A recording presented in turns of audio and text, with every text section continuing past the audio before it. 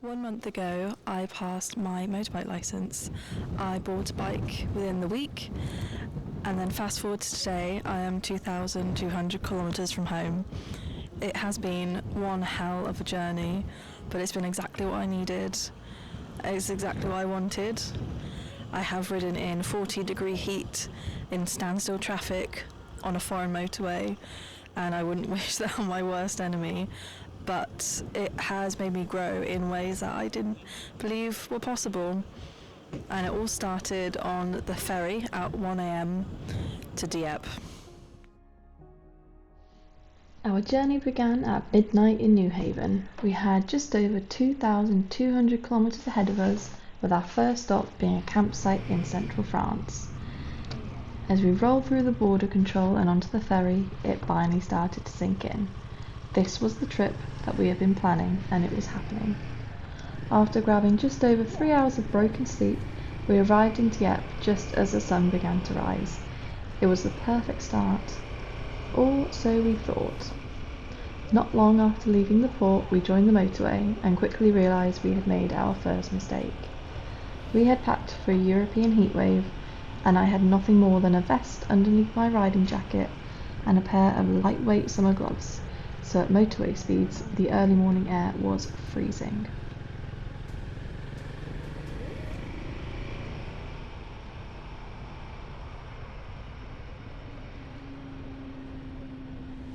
For the first couple of hours we shivered our way south, counting down the minutes until the sun climbed high enough to warm us up. By mid-morning we had pulled over for a much-needed coffee break and a chance to thaw out. And that's when we spotted another problem.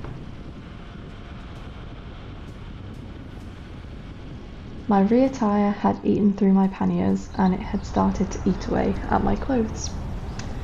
Before leaving the UK, we had done 2 fully loaded test rides and everything had been absolutely fine. So this was the last thing that we had expected. Thankfully, adventure riders look after each other, and a lovely Italian couple that were travelling on their own motorcycle donated us one of their bungee cords so we could safely secure my panniers to Ed's top box and continue our journey. Sometimes it is the kindness of strangers that keep an adventure moving.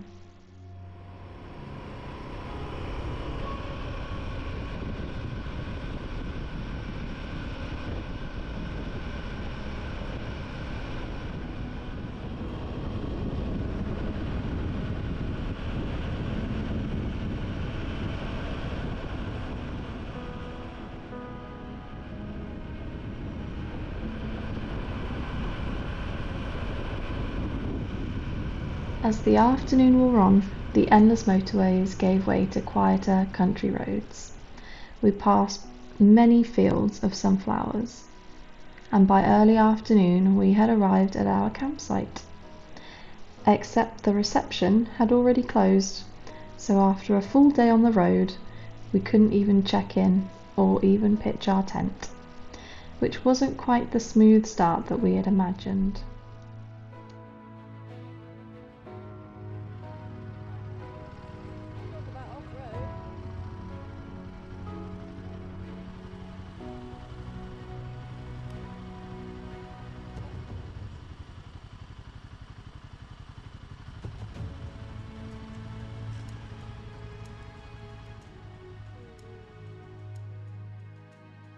So today we have done 4.5 hours of riding with minimal breaks. So we had 3 breaks just to use the toilet and to get some snacks, and then we hit the road again. We wanted to get most of the riding done before the heat of the day hit. It reached about 27 degrees by 2 p.m. and we were absolutely done. But we had come to the campsite by 2 p.m. and reception was closed 2 till 4. So we had no choice but to go and find a little cafe, get some food, and then come back for 4. At which point we called them again and they said they actually weren't coming till 4:30. So we had to wait around for another half an hour, but it was okay. We got the tent up really quickly, and as soon as my mattress and my sleeping bag were down in the tent, I just laid down to rest, and well, you know how that one goes, and I was out like a light. You can probably tell I'm absolutely exhausted. I've never ridden a motorbike so much in one day. It's not just the physical part of riding that impacts you, it's the mental as well. You are constantly alert, looking out for dangers on the road. You're battling with side wind, front wind, other road users coming out in front of you, people riding really close behind you, and just battling with all the usual stuff of using a road. But you're now in another country and using the other side of the road. So tomorrow we leave early again to beat the heat of the day. We hope to leave at 7 a.m. and do another 4 hours ride, which will get us through most of France. So I've sorted out all of my belongings into panniers. So we've got one on the front this side and one on the back the other side. My other rucksack is still here, and we need to figure out a way to attach that onto the back of the bike, but that is a problem for tomorrow. And I am going to go and have a shower and then go to bed. Day 2 would be one of our longest riding days yet. We had 4.5 hours on some of France's busiest roads. We packed up early, fueled both ourselves and the bikes, and were back on the road by 8:30. As the morning wore on, the temperatures climbed rapidly, and so did the traffic. Eventually we reached Bordeaux and everything ground to a halt. Cars stretched as far as we could see, and temperatures were pushing 40 degrees. Sitting still simply wasn't an option. We joined a line of fellow motorcyclists, filtering carefully between the lanes, until there were about 7 of us weaving through the traffic together, and it genuinely felt like we were parting a sea of cars. After what felt like forever bouncing between the bumpers in the blistering heat, the motorway finally opened up. The open road had never felt so good. The final stretch through southern France was far more relaxed. The temperatures eased up and the roads became quieter.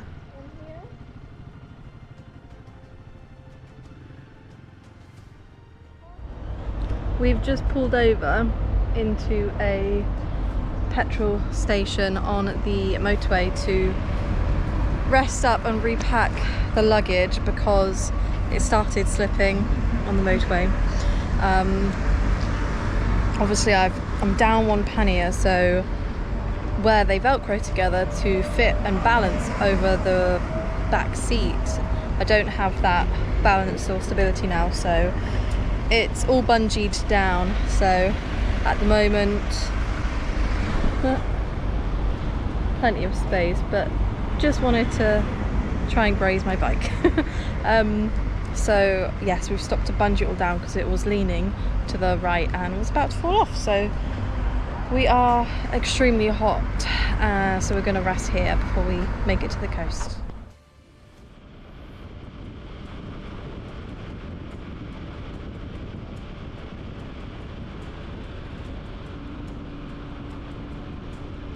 After a well-deserved break, and after my panniers had been secured, we continued our journey.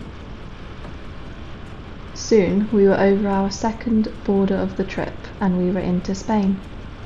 Almost instantly, everything looked different. The landscape became greener, and rolling hills stretched across the horizon. It felt like we were leaving Northern Europe behind.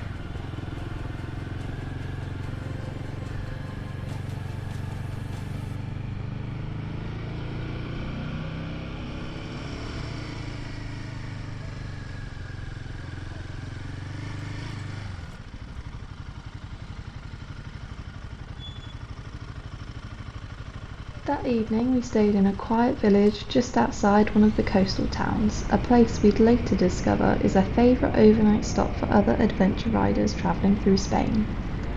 Because we'd arrived earlier than expected, we had time to explore some beautiful local roads before heading to a motorbike shop. After my pannier incident, I was hoping to find a sturdier top box and maybe a gel seat cushion for the long days ahead. Unfortunately, we left empty-handed, but it was still fascinating to see the range of equipment you don't often find back home.